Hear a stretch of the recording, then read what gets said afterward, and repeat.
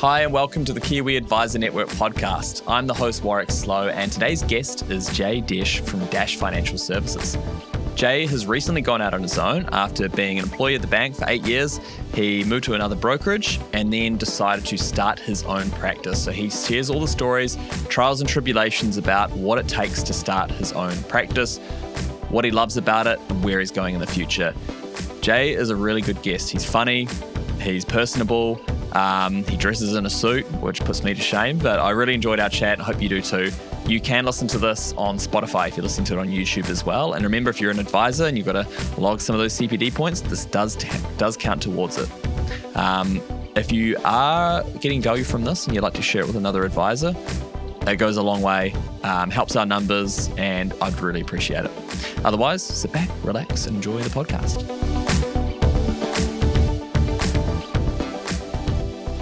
Yeah, perfect. Jay, thanks so much for joining us here today. Thank you for having me, Warwick. Good to see you in the flesh. Likewise. Dressed very swish too, for those of you who are just listening. It's not often we get like a full suit in here, and you pull it off, mate. Well done. Thank you so much. And Jay, you've made a bit of a change in your career. I mean, you started off in the bank. You did 8 years at BNZ. Yep. You went out, you joined an advice business, and now you've gone and taken the leap of faith, and you've started your own practice.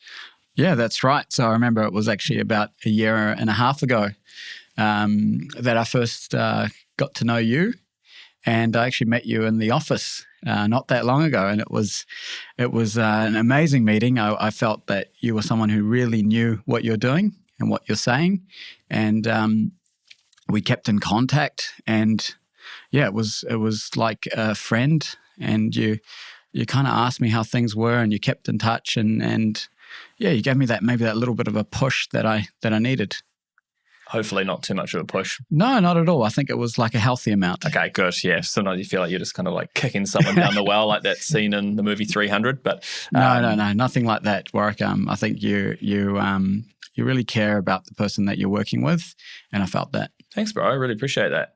Yeah, it's hard sometimes because any type of role. I mean, obviously you want to grow the business. Yeah, but then you want to have like the right amount of push-pull where, you need people to want to make the decision. 100%. I felt like with you, it was something you really wanted to do. So I think a lot of people, what they do is just try and sell your product where you kind of explained, hey, this is what it could look like, and explained, this is what the process is, and guided me through it. Because it can be tricky and it can be a lot of hard work, but if you put that time and effort in, like it does pay off, and it's not you're the first person to do it. There's others that have made great careers. Exactly.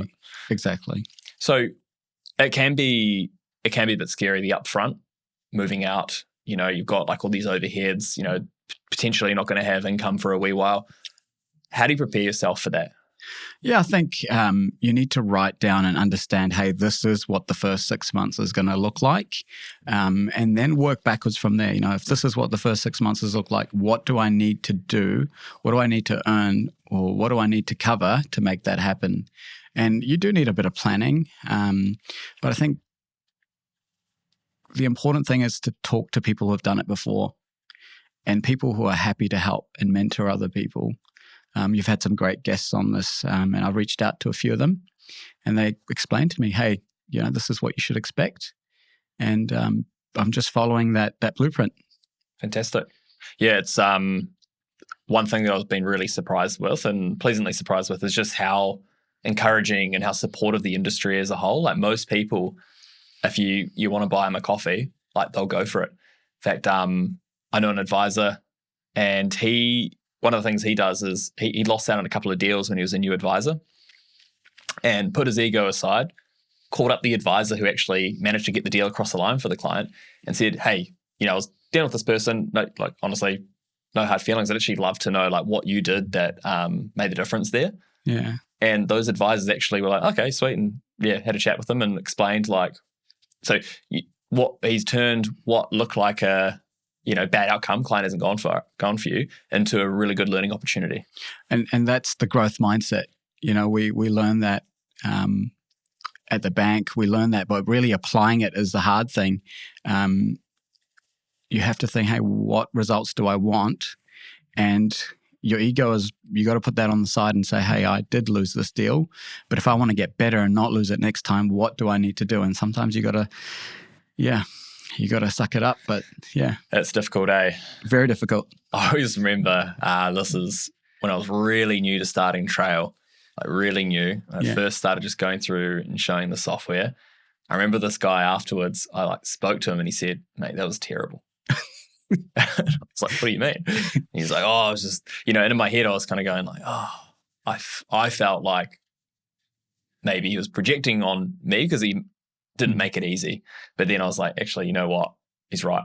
There's so many things I can learn from that. So had to have that conversation. Oh yeah, so what parts worked, what parts didn't. Yeah. And from there on, it's like a couple of things that were like 1%ers has made like a big difference. So I still think back to that moment going, that sucked to hear that, but also good for future meetings.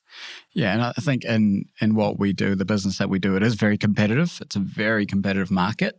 But if we're not willing to learn to get better and just stay where we are, we'll always stay where we are and get what we got.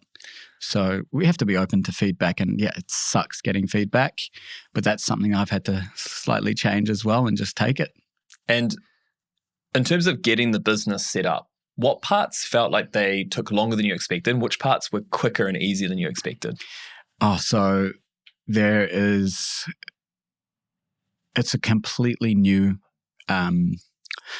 experience. There is so much compliance, regulation, and just so many little things that you need to get this set up before you get that set up. You need to get this done before you get that done. And then there's just a lot of back and forth with people. And I guess I wasn't expecting that to take as long as it did. But I did start 3 months ago, really starting to understand the process. And I think I called you a few times as well just to say, hey, who do you call for this and who are some good referrals for this? That's what you helped me with as well. So that was that.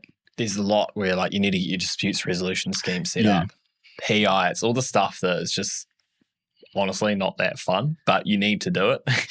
It was the difficult part was going from one advice company to starting your own. What day are you leaving this one and what day are you starting the new one? When do you pay for that? And when do you switch everything over? That was the hard part, I think. If I didn't want to transition on the day and I wanted to just cut this one off and then start this one 2 months later or a month later, that would have been easier. But maybe that was why it was hard. Challenge with that is the bank accreditation because they want you to be continually set up. Yeah. And there's a few other things like if you're like getting a new license set up, it asks as part of it you need to have a disputes resolution scheme. But the DRS, they're like, oh, you need to have a license to get this set. So it's like a bit of a chicken and egg type thing. Exactly. So you need to it's once you get that initial part done, it's like it's painful, but it's just like a bit of paperwork. Yeah. Like you don't have to do that again. That's exactly right. There was like 6 things that I had to get, and independently they needed 1 or 2 of the other things to be done, and that was that. It was that whole experience was just. I guess it was. I like to think of it as like this is the bar. You need to pass this bar, and you're in. So it's like your minimum requirements. So it's like university entrance type thing. Yeah, pretty much. Oh, well, hey, at least you're on the other side, and it's must be comforting knowing that you're not having to go through and fill out all that paperwork again. Yeah, and that's it's just something now I know that I can do it when I need to hire more advisors, and but it's done now and I can focus on working in the business. So it reminds me of I got my visa in the UK and that took me forever, and like the amount of documentation I had to fill out, and there was one part where I had to fill out a spreadsheet. This is for my application every time I'd entered the UK and left the UK in the last 5 years. And I'd gone there for like a traveling holiday type, working holiday type thing. And you can't believe how many like odd weekends there were. And I was going through old passports and photos and trying to, I don't even know if they even checked it. Yeah, it's and administration is not my strong suit. But it was a good learning experience. So not only are you spending the time getting the work done, which is obviously there's a cost of that time, there's also a cost to getting things like PI set up. You've got to get on the FSPR. All of those little things do add up. Yep. And you've got fixed costs per month for things like, aggregator, et cetera. How do you prepare yourself financially, mentally for that?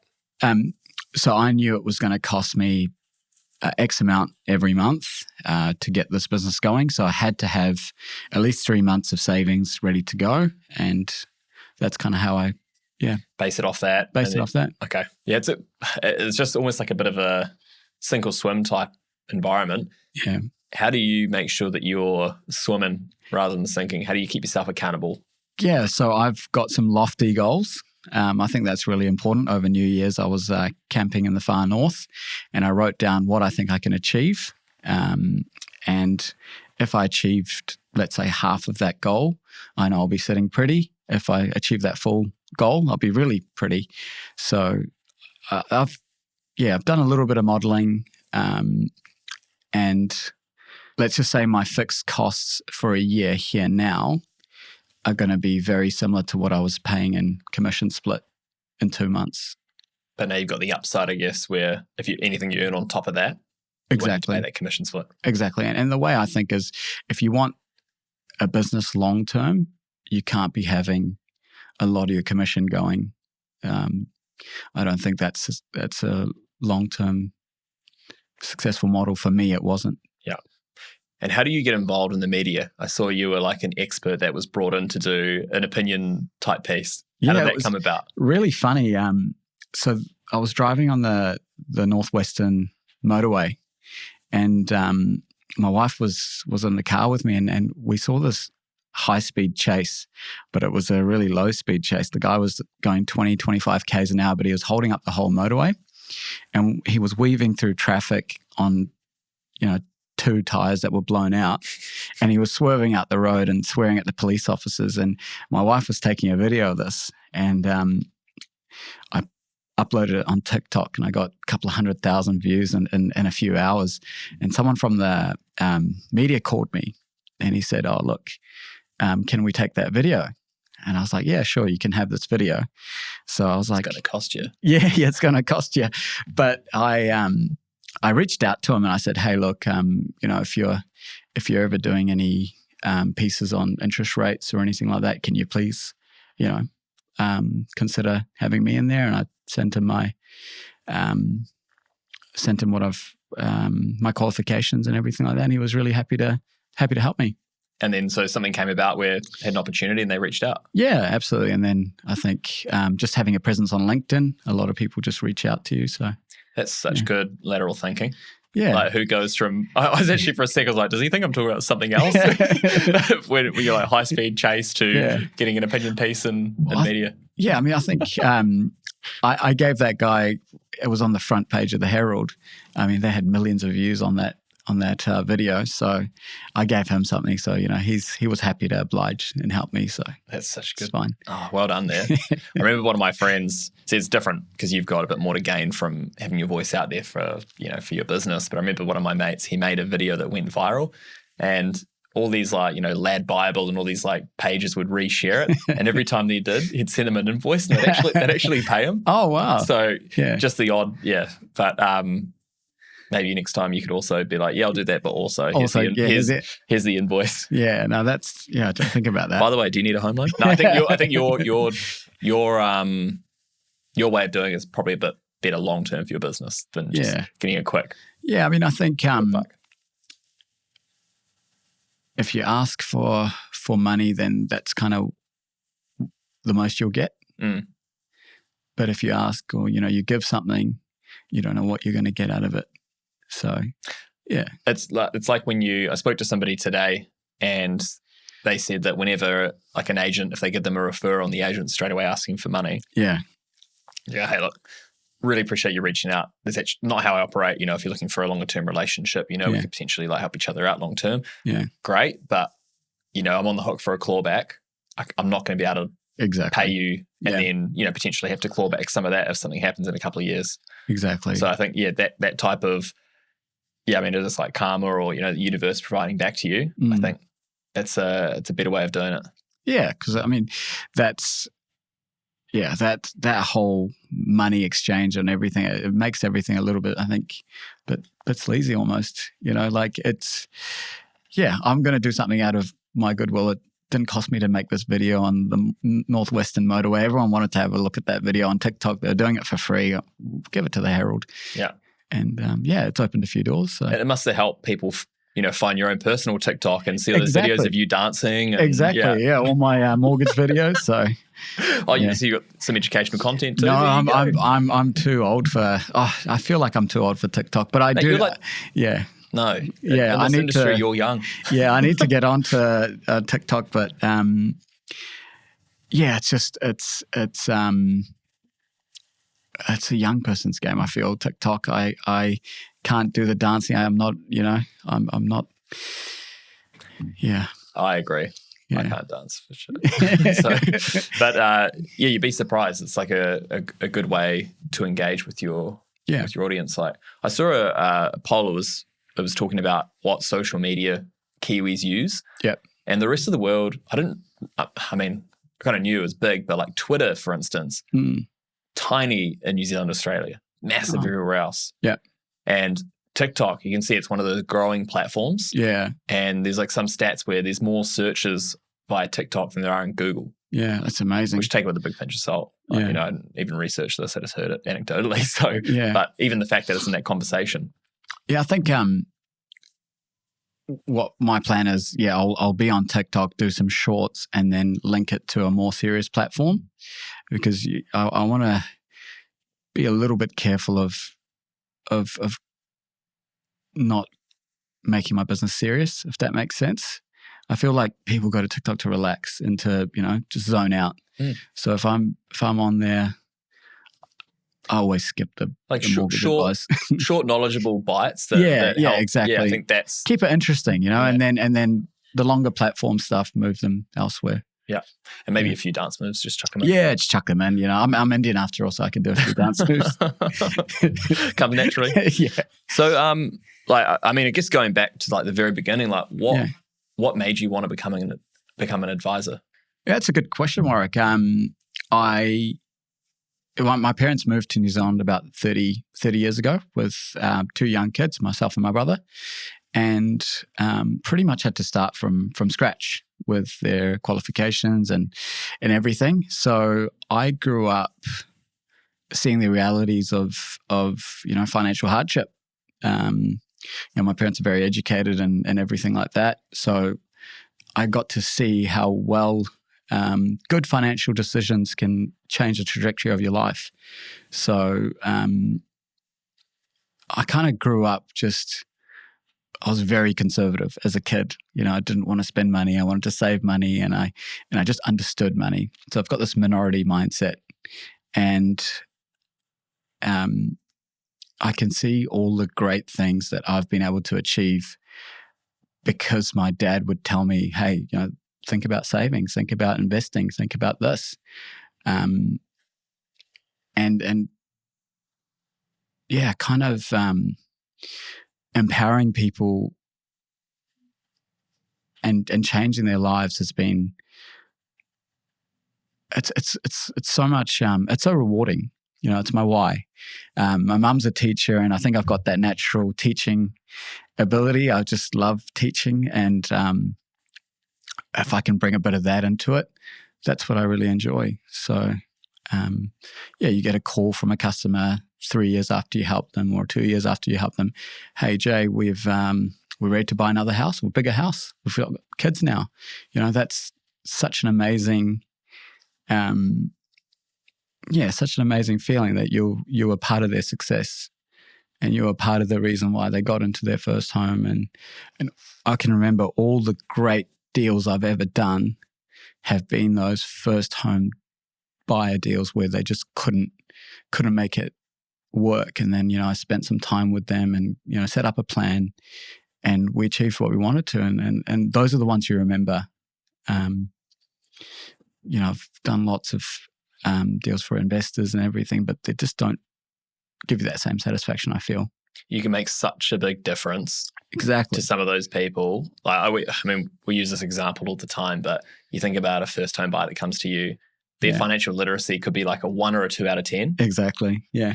Just from dealing with you and getting into their first home, you could make such a big difference where they're like a 6 or a 7 out of 10. Exactly. But an investor, chances are they're probably on the upper exactly. end of that spectrum. They're telling you what they want. Whereas with a first home buyer, it's like, hey, this is my dream. This is what I want to achieve. How do we do that? How do I get to that? And just giving them that, setting them up with a plan and just keeping in touch with them and making it happen is no better feeling. And then the reward is when, they potentially come down the line and need to buy a larger house. But exactly. I've had other advisors on this podcast who have got to the point where they've actually dealt with generations of their clients. Yeah, I think that's the coolest. I haven't had generations just yet, but that will be the coolest thing when that happens. Oh, you're at the very beginning, so you got a long road ahead, but exciting one nonetheless. Yeah. So what's next on your plate? You've got the business set up, and you've been up and running now. Yep. Good to go. What's on the roadmap? Yeah. So I've got a lot of friends that are currently working for bigger advisors and bigger advice companies, and they want to come and join me, and I'm really excited about what that looks like. I can remember one of my favorite times of my life was when I was working at the bank, and it was just 4 of my best mates and myself, and we would just rip into each other and laugh about how hard we're working, but we're all having a great time. Those were the days when you just love like coming to work and just watching how stressed out your mates are, and rubbing them the wrong way with exactly. But you'd all be high achievers, and if you think back to that was the most fun time of my life, and I want to build that again. So slowly I'll bring in a few of my friends and a few other people who have a good fit, and try and do that. Because I think you work hard and you work better when you're happy in your job, 100%. motivated. Yeah. Also work with your mates. There's that competitive edge. You want to beat them. Exactly. It's important. So, do you have anybody in your life that, you talk with quite a bit that kind of keeps you accountable and at least can help you get you to achieve your goals? Yeah, so that's one thing I did this year that was completely out of scope for me was I got a coach. Now they're like a life, business, a little bit of everything coach, and they have really challenged me to accept feedback, really challenged me on, hey, what are your goals? And just ask the hard questions, and made me be emotional and, say things and just be really open and vulnerable. And they've explained to me and shown me that being vulnerable, you have to be vulnerable to grow. And that's bloody tough. But yeah, that's what I'm going through. You got to knock it down to build it back up, right? Exactly. Okay. So how do you even find the right coach? That's a really good question. How do you find the right coach? I think it's someone that you can feel open talking to, someone who's not scared to challenge you, and someone who's walked that journey and that path. So my coach is just so emotionally secure and just so emotionally intelligent. They're not scared to ask the hard questions. They're not scared to say, no, that's wrong. That's not why you're doing this. It's not why you. They're not scared to challenge me. I feel like that's someone you need. Did you pick that up straight away as soon as you met them? Yeah, I think after maybe half an hour meeting them, I was like, okay, this person, they're introducing new concepts that I had absolutely no idea about, and they've asked me some questions that I don't really know the answer to, and those questions made me feel really vulnerable, and then that was really challenging. I think you got to be challenged by your coach. You don't want a coach that's happy with where you are, I feel. Yep. Well, that's not what I need anyway. I need someone that's going to ask me the tough questions. Where do you want to be, and what are you doing to get there? And and keep you accountable. Because it's very easy to fall into the echo chamber and everything's great and keep it up.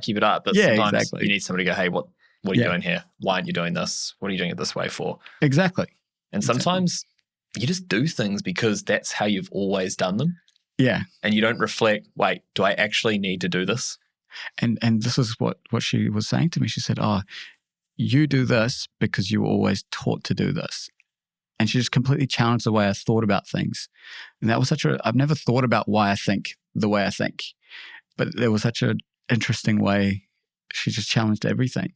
So it turned everything upside down. Sort of a coach / therapist / it was coach, like, man, do I need therapy? Yeah.